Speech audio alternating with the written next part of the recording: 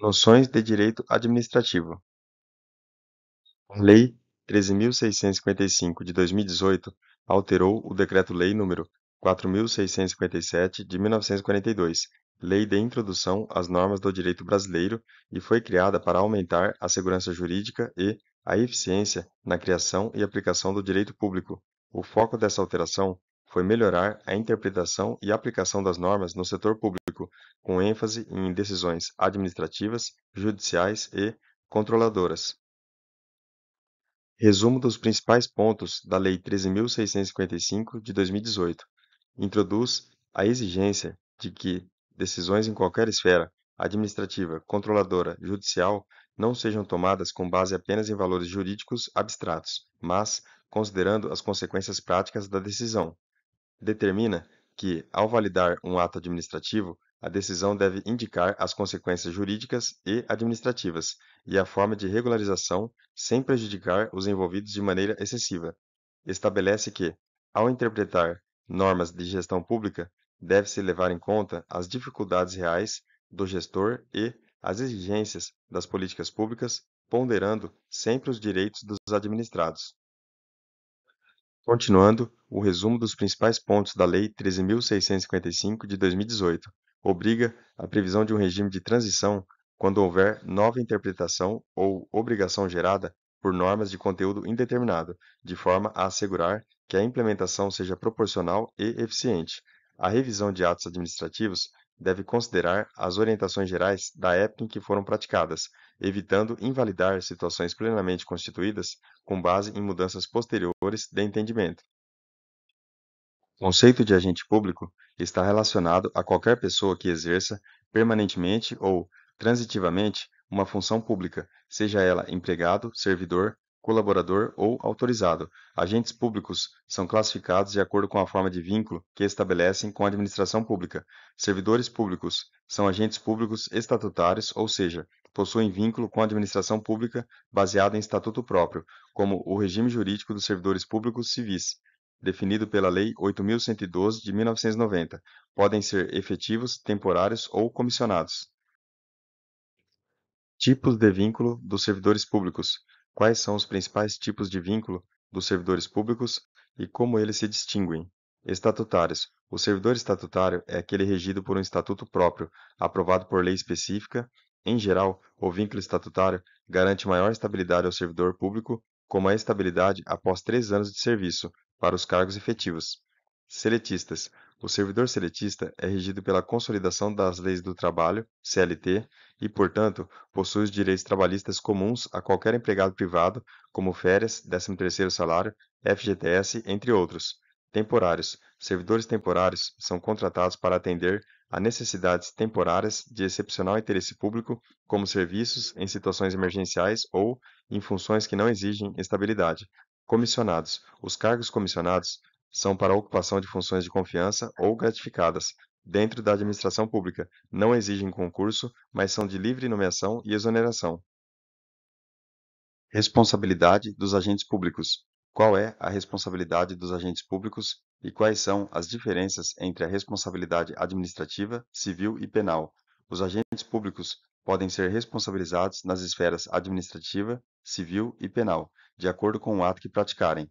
Responsabilidade administrativa refere-se à apuração de infrações cometidas no exercício da função pública, com a aplicação de sanções como advertência, suspensão, demissão, entre outras, conforme a gravidade do ato. Responsabilidade civil.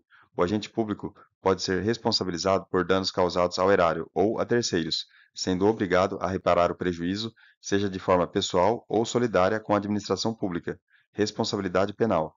O agente público pode ser responsabilizado criminalmente por atos que configuram crimes, como corrupção, abuso de poder, entre outros, com as penas previstas no Código Penal e na legislação específica. Lei 8.112 de 1990 e suas alterações. A lei trata do regime jurídico dos servidores públicos civis da União, das autarquias e das fundações públicas federais. Ela estabelece os direitos, deveres, vantagens, proibições, responsabilidades e penalidades aplicáveis aos servidores públicos federais, além de regulamentar a carreira, o ingresso, a promoção e a demissão desses servidores. Estágio probatório. O que é o estágio probatório, previsto na Lei 8.112, de 1990, e qual sua importância para o servidor público? O estágio probatório é um período de 3 anos em que o servidor público recém-ingresso é avaliado quanto à sua aptidão para o cargo. Durante esse período, são analisados o desempenho, a disciplina, a capacidade de trabalho e a produtividade do servidor. Caso o servidor não atenda aos requisitos esperados, pode ser excluído do serviço público, garantindo que apenas aqueles que atendem aos critérios de eficiência, moralidade e aptidão para o cargo sejam efetivados. Demissão de servidor público. Quais são as hipóteses em que um servidor público pode ser demitido, conforme a Lei 8.112, de 1990? Crime contra a administração pública, abandono de cargo, inassiduidade habitual, improbidade administrativa, incontinência pública e conduta escandalosa na repartição, insubordinação grave em serviço, ofensa física em serviço a servidor ou a particular, salvo em legítima defesa própria ou de outrem, aplicação irregular de dinheiros públicos, revelação de segredo do qual se apropriou em razão do cargo, lesão aos cofres públicos e dilapidação do patrimônio nacional, corrupção, acumulação ilegal de cargos, empregos ou funções públicas, e lembrando que a demissão deve ser precedida de processo administrativo disciplinar, que é chamado de PAD, com direito a contraditório e a ampla defesa, garantindo o devido processo legal. Dando continuidade aqui às hipóteses em que um servidor público pode ser demitido, conforme a Lei 8.112, de 1990, transgressão dos incisos 9 a 16 do artigo 117, senão vejamos, ao servidor é proibido valer-se do cargo para lograr proveito pessoal ou de outrem em detrimento da dignidade da função pública. Ao servidor é proibido participar de gerência ou administração de sociedade privada, personificada ou não personificada, exercer o comércio, exceto na qualidade de acionista, cotista ou comanditário. Ao servidor é proibido atuar como procurador ou intermediário junto a repartições públicas, salvo quando se tratar de benefícios previdenciários ou assistenciais de parentes até o segundo grau e de cônjuge ou companheiro. Ao servidor é proibido receber propina, comissão, presente ou vantagem de qualquer espécie em razão de suas atribuições. Ao servidor é proibido aceitar comissão, emprego ou pensão de Estado estrangeiro. Ao servidor é proibido praticar usura sob qualquer de suas formas. Ao servidor é proibido proceder de forma desidiosa. E ao servidor é proibido utilizar pessoal ou recursos materiais da repartição em serviços ou atividades particulares. Regime jurídico dos servidores públicos civis da União, das autarquias e das fundações públicas federais. É regulado pela Lei 8.112, de 1990, e estabelece as normas que orientam a relação entre os servidores e a administração pública, como os direitos, deveres, responsabilidades e penalidades. Estabilidade do servidor público após o estágio probatório. Qual a condição para que o servidor público alcance a estabilidade no cargo, conforme o regime jurídico da Lei 8.112, de 1990? O servidor público alcança a estabilidade após 3 anos de efetivo exercício no cargo, desde que tenha passado com êxito pelo estágio probatório, durante o qual são avaliados aspectos como a aptidão, a disciplina e a produtividade. A estabilidade impede a demissão sem justa causa, garantindo que o servidor só possa ser removido ou exonerado por motivos legais, como infrações disciplinares graves ou por decisão judicial. Forma de provimento do cargo público. Quais são as formas de provimento de cargo público, de acordo com a Lei 8.112, de 1990? Nomeação para cargos efetivos, quando o servidor ingressa no serviço público, geralmente após aprovação em concurso público. Promoção, quando o servidor é movido para um cargo superior dentro da mesma classe, conforme critérios de merecimento ou antiguidade. Readaptação, quando o servidor, por motivo de saúde, não pode mais exercer suas funções, sendo transferido para uma atividade compatível com suas limitações. Continuando sobre a forma de provimento no cargo público. Reversão, quando um servidor aposentado retorna ao cargo público em caso de invalidez ou por outro motivo legalmente previsto. Aproveitamento, reintegração, quando o servidor é readmitido ao cargo após ser demitido de forma ilegal ou irregular. E recondução. Serviços públicos, conceito de serviço público. É uma atividade essencial para a satisfação das necessidades coletivas, realizada pelo Estado ou por entidades privadas sob a regulação do Estado, visando atender aos interesses da sociedade. É um direito fundamental do cidadão, conforme a Constituição, artigo 6º e artigo 175, e envolve atividades como saúde, educação, segurança, transporte, água, esgoto, energia, entre outros. Modalidades de prestação de serviços públicos. Os serviços públicos podem ser prestados de diversas formas, sendo as mais comuns diretamente pelo Estado, por meio de administração direta ou indireta, como autarquias e fundações, ou por meio de concessão, permissão ou autorização para a iniciativa privada. Responsabilidade civil do Estado. Trata da obrigação do poder público de indenizar os danos causados a terceiros por seus agentes ou pela omissão de suas funções, quando esses danos forem causados de maneira ilícita, direta ou indireta. Essa responsabilidade pode ser objetiva, independente de culpa, ou subjetiva, dependente de dolo ou culpa, de acordo com a situação e a natureza da conduta do Estado ou de seus agentes. Responsabilidade objetiva do Estado. O que caracteriza a responsabilidade objetiva do Estado e como ela se aplica no direito brasileiro?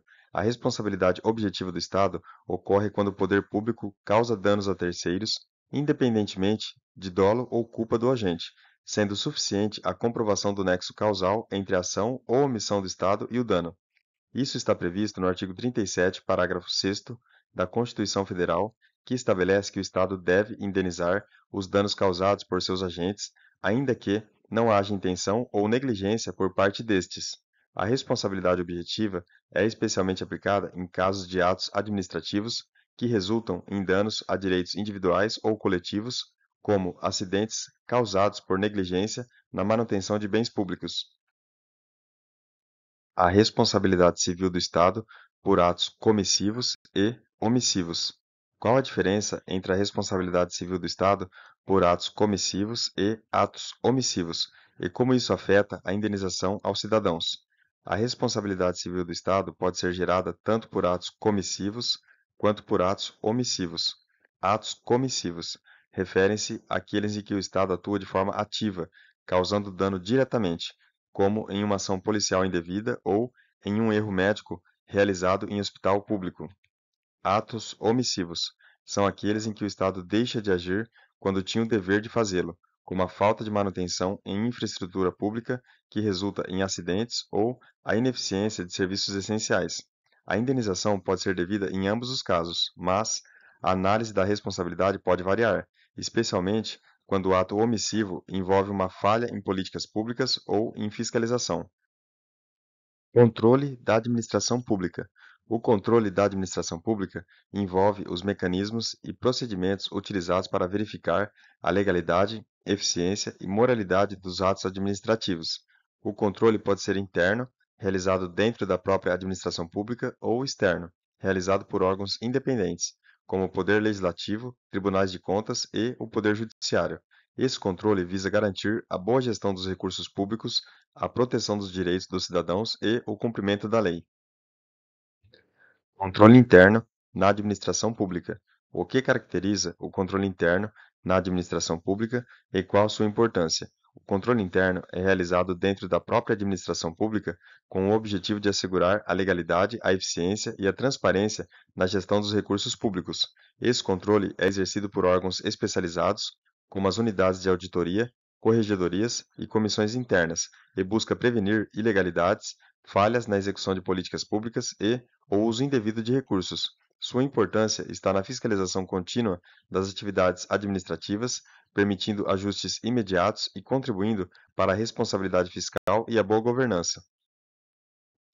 Controle externo da administração pública. O que é o controle externo da administração pública e qual órgão exerce essa função? O controle externo é exercido por órgãos independentes, como o Poder Legislativo, Tribunais de Contas e o Poder Judiciário, que verificam a conformidade dos atos administrativos com a legislação e a transparência na gestão pública. O Tribunal de Contas é o principal órgão responsável pelo controle externo, realizando auditorias e fiscalizações, analisando a execução do orçamento e a aplicação de recursos públicos, além de emitir pareceres sobre as contas dos gestores públicos. O controle externo garante a fiscalização independente da administração, proporcionando maior segurança e efetividade na aplicação dos recursos públicos. Conselho Nacional do Ministério Público é um órgão independente e autônomo criado pela Emenda Constitucional número 45 de 2004, com o objetivo de garantir a autonomia do Ministério Público e promover o controle da sua atuação. Ele tem como principais atribuições a supervisão administrativa e financeira do Ministério Público, o controle da legalidade dos seus atos e a garantia da independência funcional dos membros da instituição. Composição do Conselho Nacional do Ministério Público. Quais são os membros que compõem o Conselho Nacional do Ministério Público? O Conselho Nacional do Ministério Público é composto por 14 membros, sendo eles um ministro do Supremo Tribunal Federal, que preside o Conselho, um ministro do Superior Tribunal de Justiça, um membro da Câmara dos Deputados, um membro do Senado Federal, 2 membros do Ministério Público da União, indicados pelo Procurador-Geral da República, um membro do Ministério Público Estadual, um membro do Ministério Público do Distrito Federal e Territórios, um advogado escolhido pela Ordem dos Advogados do Brasil, um jurista indicado pelo Presidente da República e 2 cidadãos com notório saber jurídico escolhidos pelo Senado Federal. A função principal do Conselho Nacional do Ministério Público é fiscalizar e garantir a atuação autônoma do Ministério Público, além de promover a disciplina, a ética e a transparência na instituição, assegurando a responsabilidade administrativa de seus membros. O Conselho Nacional do Ministério Público, portanto, exerce um papel de supervisão, garantindo o cumprimento das atribuições do Ministério Público de forma eficiente e conforme os princípios constitucionais. Competências do Conselho Nacional do Ministério Público. O Conselho Nacional do Ministério Público tem diversas competências, sendo as principais: controle da atuação administrativa e financeira do Ministério Público, assegurando a legalidade e a eficiência nos atos da instituição, recebimento e apuração de denúncias contra membros do Ministério Público, com a possibilidade de aplicar sanções disciplinares, como a advertência ou a remoção, editação de normas que orientem a organização e funcionamento do Ministério Público, respeitando a autonomia dos seus membros, e fiscalização da observância da Constituição e das leis no exercício das funções dos membros do Ministério Público, garantindo a independência funcional e a imparcialidade. Tribunais de Contas. Os tribunais de contas são órgãos públicos independentes e autônomos, responsáveis pela fiscalização e controle da gestão pública, especialmente no que diz respeito à aplicação de recursos públicos e à prestação de contas dos gestores públicos. Os tribunais de contas atuam para garantir que os recursos públicos sejam utilizados de forma legal, eficiente e transparente, além de emitir pareceres sobre as contas dos administradores públicos e promover auditorias e fiscalizações. Funções dos Tribunais de Contas. As principais funções dos Tribunais de Contas incluem fiscalizar a aplicação dos recursos públicos, verificar se os recursos públicos estão sendo utilizados de forma legal e eficiente, com base nas leis orçamentárias e financeiras, analisar as contas dos gestores públicos. O Tribunal de Contas emite pareceres sobre as contas de gestores públicos, como prefeitos, governadores e ministros, garantindo que as verbas públicas sejam bem administradas. Realizar auditorias e inspeções. O Tribunal de Contas tem a competência para realizar auditorias e fiscalizações nos órgãos e entidades públicas, identificando irregularidades na execução de programas e serviços. Aplicar sanções. Quando identifica irregularidades, o Tribunal de Contas pode recomendar sanções, como multas e responsabilização dos gestores pela má utilização dos recursos públicos. Composição e autonomia dos Tribunais de Contas. Como é composta a estrutura dos Tribunais de Contas e qual é a sua autonomia? Os Tribunais de Contas são compostos por membros, ministros ou conselheiros, sendo sua composição e nomeação variáveis conforme o tribunal, federal, estadual ou municipal. De maneira geral, os membros dos Tribunais de Contas são nomeados pelo Poder Legislativo e têm a função de garantir a imparcialidade nas decisões. A autonomia dos Tribunais de Contas é garantida pela Constituição Federal, que assegura a independência dessas instituições em suas atividades de fiscalização e controle, sem subordinação a outros órgãos da administração pública. Essa autonomia permite que os tribunais de contas exerçam seu papel de forma imparcial e eficaz, promovendo a transparência e a responsabilidade na gestão pública. Improbidade administrativa. é definida como a prática de atos por parte de servidores públicos ou agentes públicos que contrariam os princípios da administração pública, como a moralidade, legalidade, impessoalidade e eficiência, prejudicando a coisa pública e causando danos ao erário ou aos direitos dos cidadãos. A Lei número 8.429 de 1992 regula as sanções aplicáveis aos atos de improbidade administrativa, prevendo penas como perda de bens, suspensão dos direitos políticos, multa e proibição de contratar com o poder público. Tipos de atos de improbidade administrativa. Quais são os três tipos de atos de improbidade administrativa previstos na Lei 8.429 de 1992? Atos que importam enriquecimento ilícito, quando o agente público utiliza-se de sua posição para obter vantagens financeiras indevidas, enriquecendo às custas da administração pública. Atos que causam prejuízo ao erário, quando o agente público causa dano financeiro aos cofres públicos, seja por meio de atos fraudulentos, negligentes ou imprudentes. Atos que atentam contra os princípios da administração pública, quando o agente age de forma a violar os princípios da legalidade, moralidade, eficiência ou impessoalidade, prejudicando o bom funcionamento da administração pública. Sanções para atos de improbidade administrativa. Quais sanções podem ser aplicadas a um agente público que comete ato de improbidade administrativa, conforme a Lei 8.429 de 1992? Perda dos bens ou valores acrescidos ilicitamente ao patrimônio do agente público. Suspensão dos direitos políticos por um período de até 14 anos, dependendo da gravidade do ato. Multa, que pode ser equivalente ao valor do acréscimo patrimonial, valor do dano causado ou ainda ao valor de até 24 vezes o valor da remuneração. Proibição de contratar com o poder público ou de receber benefícios ou incentivos fiscais por um período de até 14 anos, dependendo da gravidade do ato. Perda do cargo, emprego ou função pública se o agente for servidor público. Essas sanções visam garantir a responsabilidade e a punição de agentes públicos que violam os princípios da administração pública, protegendo o patrimônio público e o interesse coletivo. Das penas para atos que causam enriquecimento ilícito. Perda da função pública? Sim. Suspensão dos direitos políticos? Até 14 anos. Multa. Valor do acréscimo patrimonial. Proibição de contratar ou receber benefícios fiscais? Até 14 anos. Das penas para atos que causam lesão ao erário. Perda da função pública? Sim. Suspensão dos direitos políticos? Até 12 anos. Multa. Valor do dano. Proibição de contratar ou receber benefícios fiscais? Até 12 anos. Das penas para atos que atentam contra princípios da administração pública. Perda da função pública? Não. Suspensão dos direitos políticos? Não. Multa até 24 vezes o valor da remuneração. Proibição de contratar ou receber benefícios fiscais? Até 4 anos. Lei número 12.527 de 2011 e suas alterações. Lei de Acesso à Informação. Regula o direito de acesso dos cidadãos a informações públicas, estabelecendo os procedimentos para a solicitação e fornecimento de dados da administração pública.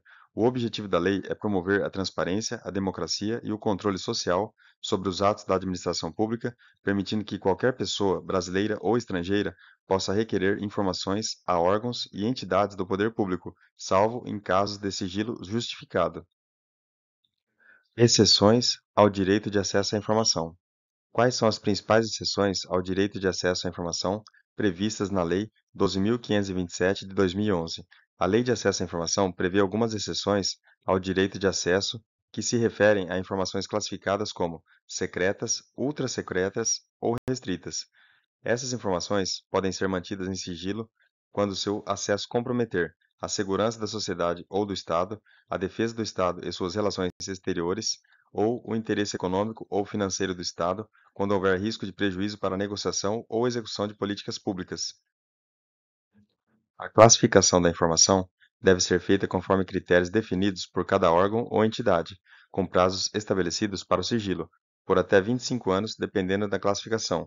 Ultrasecreta, 25 anos; secreta, 15 anos; e reservada, 5 anos. Além disso, a lei garante a revisão periódica das informações sigilosas para evitar o prolongamento injustificado do sigilo. Prazos e procedimentos para solicitar acesso à informação. Quais são os principais procedimentos e prazos estabelecidos pela Lei 12.527 de 2011 para o acesso à informação pública? Solicitação formal. O interessado deve fazer a solicitação de forma gratuita por meio de requerimento a qualquer órgão ou entidade pública, informando a informação desejada. Prazo para resposta. A administração pública tem um prazo de 20 dias para fornecer a informação solicitada, podendo ser prorrogado por mais 10 dias, desde que justificado o motivo.